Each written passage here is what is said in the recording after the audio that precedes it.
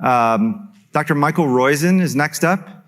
He is the Chief Wellness Officer Emeritus at Cleveland Clinic. He's the founding chair of the Wellness Institute at Cleveland Clinic as well. He's also the author of 4 New York Times #1 bestsellers, including the book, The Great Age Reboot. Please welcome Dr. Michael Roizen.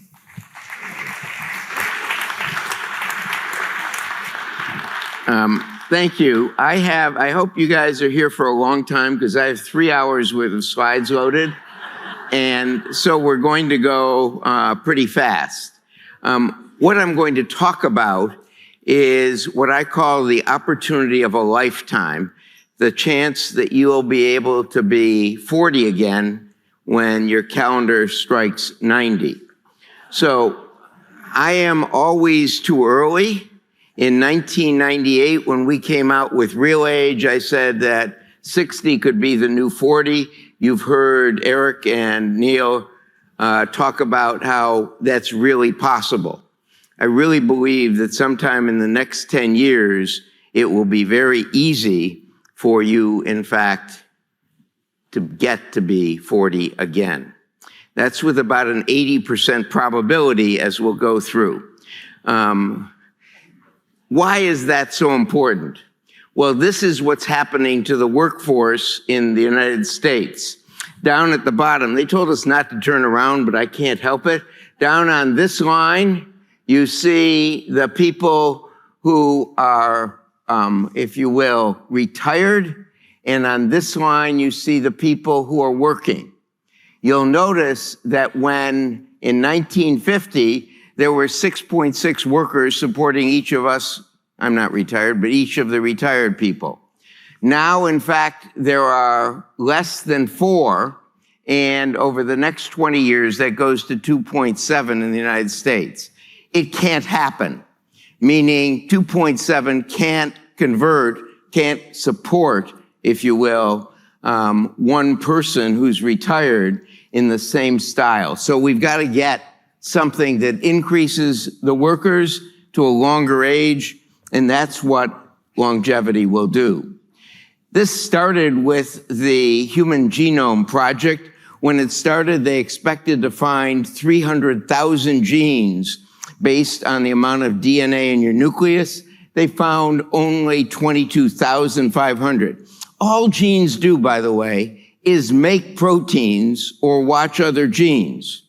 So when you heard Amir talk about 5 or 10,000 proteins, you actually have genes that make around 20,000 proteins. And what was the rest of the DNA? It was initially called junk DNA by both of the investigators at the NIH and Craig Venter in Private World. But 7 years later, they found it was what we call epigenes, or switches that turn your genes on or off. You have more switches than you do genes, and you control those switches. If you take nothing away from today, from what I'm saying is, remember your actions matter because you control the switches that control your proteins. And as you heard Eric speak, 93% in the most recent studies, twin studies, of which of your genes are on or not are under your control. So I'm going to keep repeating this slide. Your genes make your proteins, and those proteins make you, and you control your genes. That is why you can have such a strong do-over, if you will. You are the best genetic engineer for you that we know of. So, as I said, 300,000, they expected to find 22,500 they found. The rest of it is stuff you control. Here's what stress management does. This is what's called a heat map. So up and down are genes. They're the ones you take from the buccal. Probably many of you have done Ancestry or Me or one of those other gene programs, 23andMe. You took a swab. This is what happens from the swab. You get a picture like this, And this is 25 nurses, not from the Cleveland Clinic where I'm from, but this is 25 nurses who hadn't gone through a stress management program. They went through a stress management program between N1 and N2. This is 16 weeks later. M is a year later. Why is it called a heat map? Because where they're red, those genes are on. So you see these genes are on. They go through a stress management program and they largely turn them off. What are these genes up here producing? They're producing inflammatory proteins. You get to turn off your proteins that cause inflammation by just doing stress management. 256 different genes you turn on or off. These that are off and get turned on, they decrease inflammation in your body. Who does that? You do it by your actions. Here is one of the favorite studies from Dean Ornish. This is 52 guys with prostate cancer. And I don't know if you can see it, but these are largely red. This is largely green or off. They, over the year, so this is 1 year difference. Same 52 guys here is on this side. They took these genes and turned them off. What are these? Those are the RAS family of genes that promote the growth of breast, colon, and prostate cancer. Here, where they turned them, they were off and turned them on, these two produce the GSTM1 protein that causes prostate, breast, and colon cancers to commit suicide. What did they do to do that? The 3 guys who smoke quit smoking.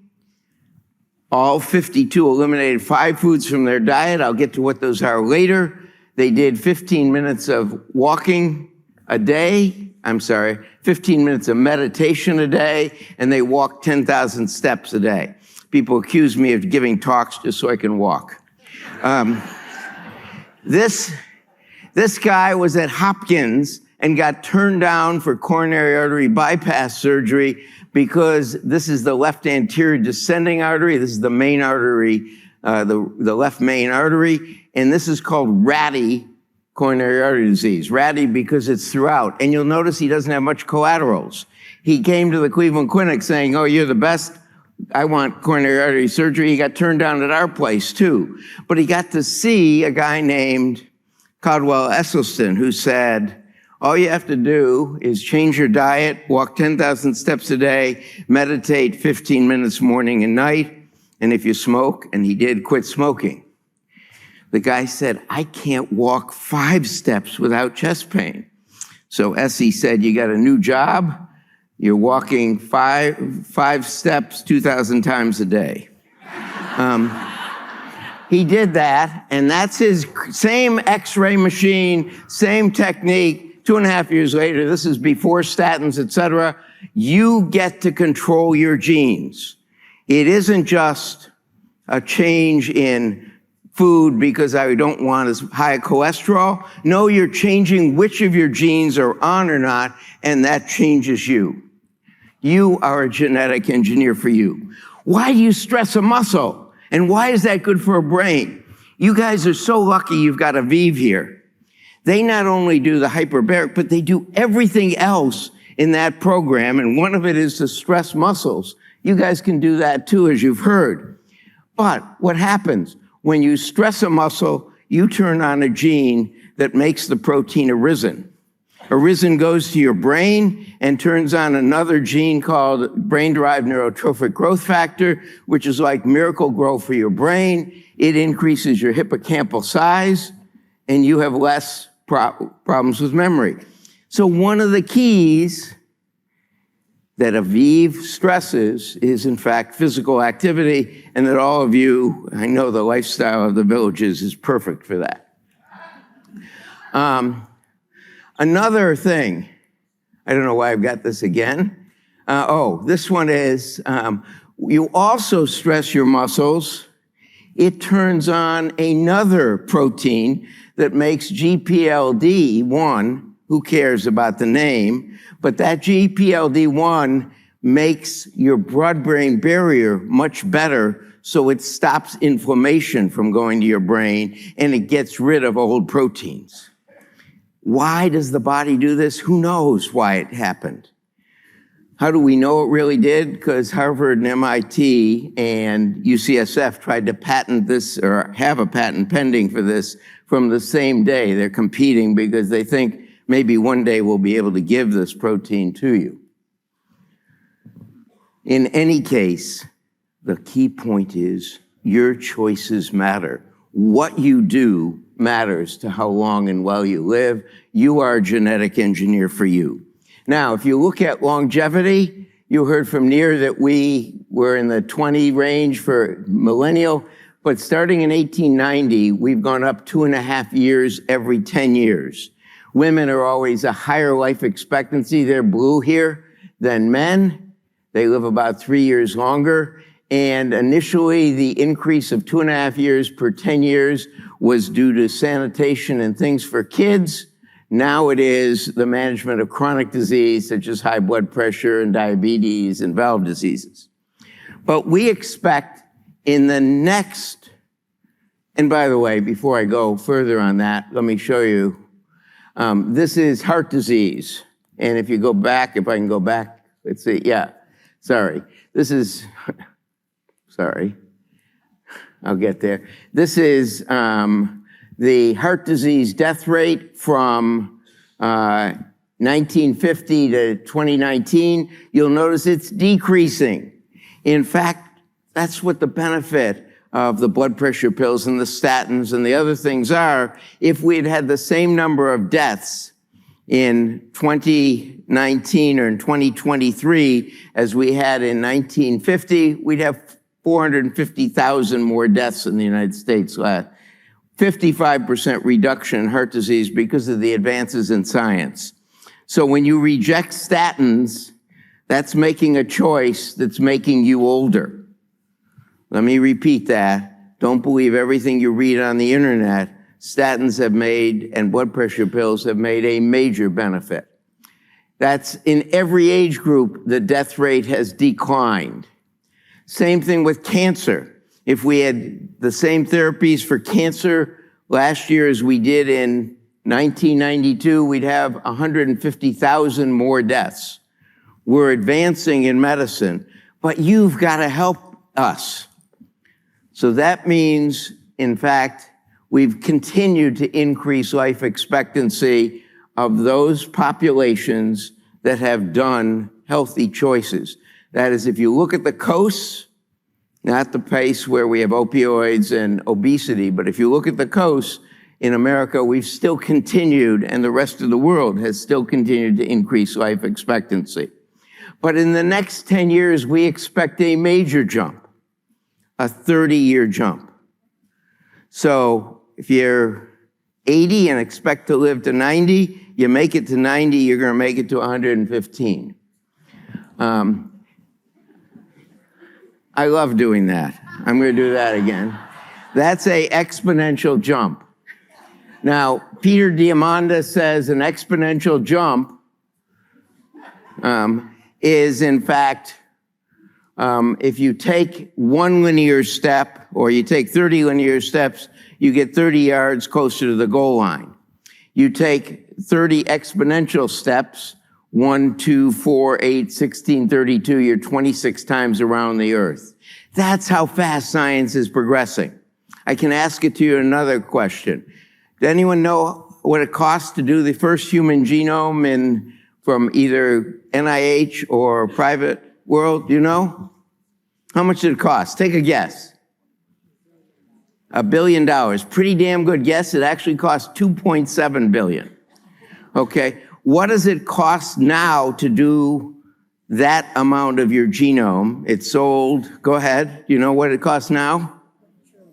No. It costs $100 regularly, unless you get it on Mother's Day or Father's Day when Walmart has a special and it costs $70.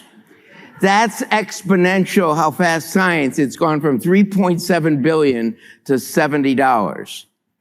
You can do your whole genome, which they didn't do with the Human Genome Project, for only $800 now. That's exponential change. And that's what we're about to see, we believe. So if you're 75 now, when you were born, you were expected to live to 68, you've already passed your sell-by date.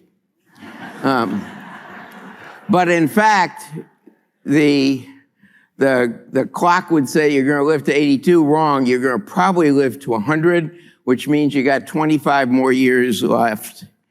So you better get back to work. There are 14 hot areas of research into what we call the mechanism of aging, looking at why we age. And in fact, one of them is senolytics. Senolytics, you heard the Aviv Amir talk about. In fact, it's the harvesting of old cells that make your neighbor old. What happens, I'm picking on you, I'm sorry. What happens if you've got a piece of old rotten fruit in a fruit bowl? What happens to the rest of the fruit? It gets rotten, right. You had a bunch of neighbors help you. It's a good posse. In fact, that's what happens with your body. We have old cells. Now, when do we first get old cells? Actually, you're right, it's before we're born, in utero. But our immune system gets rid of them till about age 30. At age 30, we start not to have the immune system get rid of them. But in fact, you can do a project where you donate blood. This lady, it's called therapeutic plasma exchange. This lady donates her blood. She gets her red cells back washed. The plasma gets thrown away. That's those old proteins. It's the cells those proteins make that makes you old, we think. And you get fresh plasma, and guess what happens? This is the study. If you want to Google it, it's the AMBAR studies. Guess what happens? All you have to do is look in this panel here. The red is the people who got it. The black is the people who didn't. Going up is better cognitive function. It's the only thing we know that actually reverses Alzheimer's disease. Randomized controlled trial called AMBAR. You can look it up on Google. But that's getting rid of it. We're at the early stage of it. You'd say, why don't we do it? Why isn't it now popular? Because the company that sponsored it, which is the company that makes albumin, found out in this data analysis that saline did as well as albumin, so they stopped doing the studies. So hopefully NIH will pick it up. There are a whole bunch you've heard about, autophagy, gene editing. One of the things that hyperbaric, what we call hormetic hyperbaric oxygen therapy, which is what you find at the Aviv clinic, does. And by the way, I have no relationship with Aviv, although I'm here speaking and they let me come here. I didn't accept being on their scientific advisory board because I wanted to be able to tell it to you without any bias at all. Their thing works. But there are other things. Let me show you what telomeres are. Who's this lady?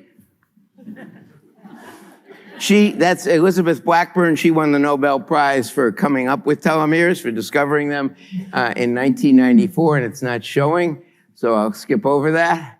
But in any case, what stem cells are is they're the matriarchs of the body. They produce everything.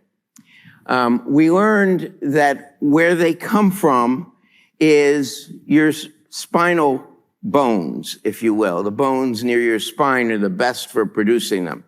Now, we learned why you get to a hospital fast after a heart attack or stroke.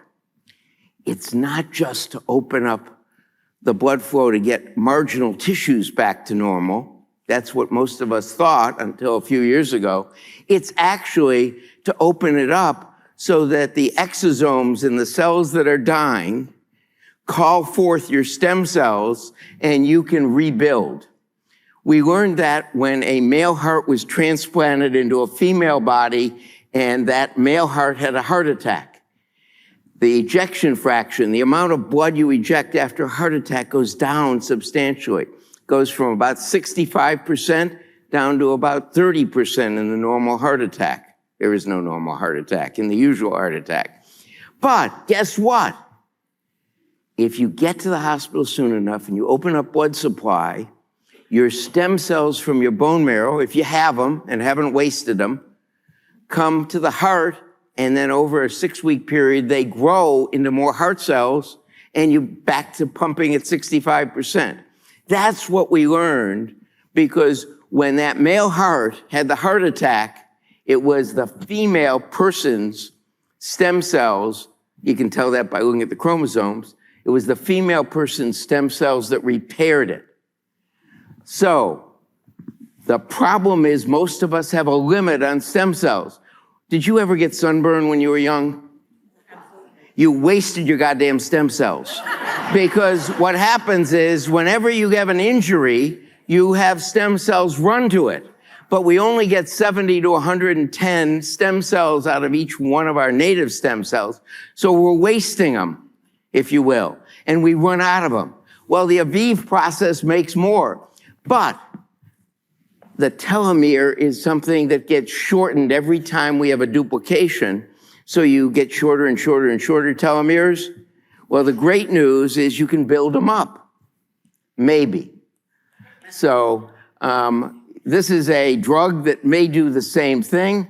This is the end. The telomere is that end of your chromosome, and it gets lengthened. And guess what? When it gets lengthened, I'm going to give you another example of it. At Stanford, they took, I think it was 18 people, right? 18 people who had a stroke and had no function on one side of their body, meaning they couldn't move their arm or leg for 6 years or more. So this is 18 people. They took some stem cells from them in their bone marrow, used some drugs, grew them in culture, and then injected them into that area, and 7 of them now got total recovery. That's, you get to repair yourself, and what does it is your stem cells. So just imagine if you have it, you could have, and by the way, these are things that change your stem cells. So stress shortens it. People who regularly meditate have longer telomeres. People who regularly have friends have longer telomeres. People who regularly eat sugar-laden and processed food have shortened telomeres. People who regularly eat healthy have longer telomeres. People who regularly do extreme physical activity have shorter telomeres. Don't do a marathon. People who regularly do moderate physical activity have longer telomeres. Walk that 10,000 steps. Astronauts have shorter telomeres. People who have sunburns or smoke or vape have shorter telomeres. People who have short sleep times have shorter telomeres. People who regularly sleep 6.5 to 8 hours have longer telomeres. People who regularly have sex have longer telomeres. We understand that's something that is done regularly here at the villages.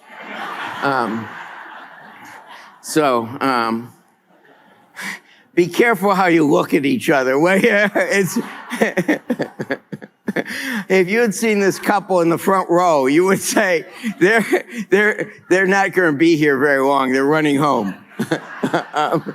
So anyway, you're going to learn about telomere elongation. And in fact, that's one of the things that Aviv does really well. Just imagine if you had it, you could repair every part of your body. Young heart, young brain, young cartilage, young skin, young eyes, young gut, etc. That's the promise of getting more telomeres, and you've already got it here. That's right. Let me go back on that one just to show you, since you've got it here and the rest of us are envious of it.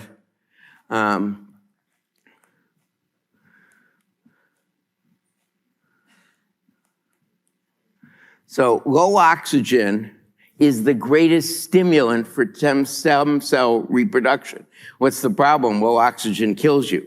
But if you can trick the body into thinking it has low oxygen, you get longer telomeres. And that's what the hyperbaric, hormetic hyperbaric, or the paradoxic hypoxic stem cell proliferation that the Aviv Clinic does. Okay, 14 areas. I'm going to show you one more of the areas, one crazy thing. So at UC San Francisco, they looked at every drug approved by the FDA with the new IBM quantum computer. I can say that because the new IBM quantum computer is located at the Cleveland Clinic. And what they find, they look for, does any drug block the attachment of amyloid and tau to your brain neurons? And they found a drug that did it, bumetanide, which is a $4 a month water pill. It's largely been replaced by Lasix or hydrochlorothiazide, but it's approved by the FDA and is generic. They then looked at that in a mouse model of Alzheimer's disease, and it totally blocked the development of Alzheimer's disease in the mouse. They then looked at it in two large databases, a 1.8 million person database at UC San Francisco, 3.8 million in ours. And what they find is 70 and 72% reduction in dementia of all kinds.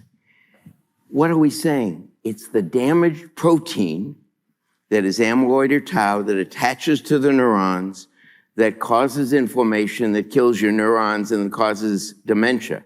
If you block that damaged protein from attaching, maybe you can block it. That's what they think the theory is, or the hypothesis is. It's now undergoing randomized controlled trial. That's what's happening in medicine. We are advancing it fast enough so that maybe we'll be able to prevent some of the devastating diseases. Let me go back to the aging mechanism. My favorite, other than telomere elongation, is epigenetic reprogramming. You've heard a little bit about that. What is epigenetic programming? Well, your epigenes, remember, the switches that control which of your genes are on, and over time your epigenes get damaged. Your epigenes are out in the cell as well as the cytoplasm. They go between the two. Your genes stay really protected in your nucleus. So your epigenes are what they have as think gets damaged. And when you replace them by turning on 4 genes, we have the repair system for almost everything in our body. And when you turn on these 4 genes, you repair your epigenes back to the way they were when you were an 18-year-old. Can you remember your 18-year-old? Okay. So repair it back to the energy you had, the vitality you had, everything else you had when you were 18. When given to old mice, it makes them young. Their spleen, their skin, everything, their brain, their muscle. Older wide therapy, again, pancreas, muscle, all back to normal. And they live about 50% longer. What was the problem? The problem in this was that when you turn on all 4 of these genes, 20% of the mice develop a cancer within the equivalent of 2 human years. So it never went anywhere until about 3 years ago, when it was discovered by the same group. And by the way, the guy who discovered the whole process is Yamanaka. He got the Nobel Prize for his work. But now 6 labs have discovered that if you only turn on 3 of these genes, you don't turn on C-Mike, you get the young mouse, the young dog, the young rat. It's just moving into human trial now. But you get young all over again. And so there are many of these processes. There are 14 of them, but you've got one that's actually working now in that place at the Advanced Center for Healthcare. So I'm going to skip a bunch of things because I'm running out of time, so don't worry about it, other than you are a genetic engineer for you, and I'm going to skip some of these just to show you things you can do, if I can go fast enough. So any of you, by the way, you're welcome to have the slides. Whoever you contact at the Aviv Clinic will give you the slides. But there are 40 things that have been shown in at least 2 studies in humans that change your rate of aging of your brain in a prospective way. And so I'm going to go over a few of them. One of them is immunizations. So this is a flu shot. This is the 3rd of the studies. If you had no flu shots, for some reason, there it is. If you had no flu shots, you had a 40% increase in dementia over the 5 years compared to if you have gotten a flu shot every year after age, I think it's 65. So one of the reasons to get a flu shot is to prevent dementia. Why? Because the flu causes enormous inflammation, and inflammation is what destroys our neurons after something bad attaches to them. Another one is do 4 components of physical activity and speed of processing games. What are the 4 components of physical activity? Well, one that you heard already about, is 10,000 steps a day. And yes, 4,000 steps is better than 2,000 and 6,000 is better than 4,000, but 10,000 is the ideal point. Doesn't matter whether you're a man or a woman, doesn't matter your age, doesn't matter your ethnicity. And if you want to prevent brain dysfunction, 10,000, that's the upper panel on the left here, is the ideal, 10,000 steps a day. It came from a Japanese pedometer manufacturer who was just trying to sell pedometers. But maybe he knew what the hell he was talking about because he was right. So remember, you get to control your genes. When you do speed of processing games, when you injure a muscle, what happens? You lift a weight, you tear it a little, it sends out a repair, you're turning on a repair gene that says, I'm building that muscle stronger, and that's what happens. When you jump, you cause a small fracture in your hip bone, and guess what? You repair it stronger. That is, it's a microfracture, and you turn on a gene that repairs your hip bone. Same thing with your brain. When you do speed of processing games, we now know you turn on a gene, you injure the nerve a little bit, but you turn on a gene that repairs it, and it keeps your memory stronger. You want to know the name? You can impress someone. For you, at the next cocktail party, you can say, what's NPAS for? No one will know it. Bet them on it. Because it is the repair gene for your brain's functioning. You are a genetic engineer for you. I'm in red. Am I overtime? Okay, 4 smells a day. I'm going to go quickly, 2 minutes. 4 smells a day prevents dementia and reverses it in 2 randomized controlled trials. So coffee, garlic, onions, alcohol, whatever 4 smells you want, that does it. But it has to be intentional. Hearing aids prevent dementia. Get them. If you have hard of hearing. If your wife tells you you're hard of hearing, get the hearing aid. She's right. Okay, guys? Yeah, what? Black coffee also does it. That's why I take it on stage.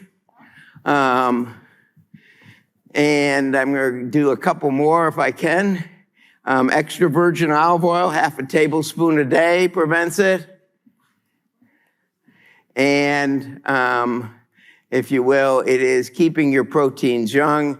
I'm going to go one more slide, I think, maybe 2. 5 tips for you, change your attitude. You are a genetic engineer for you.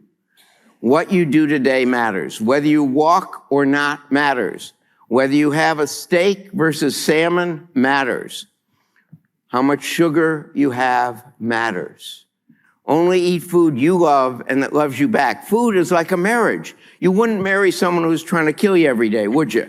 You shouldn't eat food that's trying to kill you every day. Choose a team. None of us can do this alone. The Aviv, you guys are so goddamn lucky. You've got Aviv here. Not only do they do the hyperbaric, but they do everything surrounding it in that list of 40 things. Add speed to your body and brain, smells, coffee, and olive oil, and manage stress. Meet your neighbors, because cultivating your posse and passion and play are key. You get a lot of play and posse here, so cultivate passions as well. Thank you very much, and I'm sorry I'm over.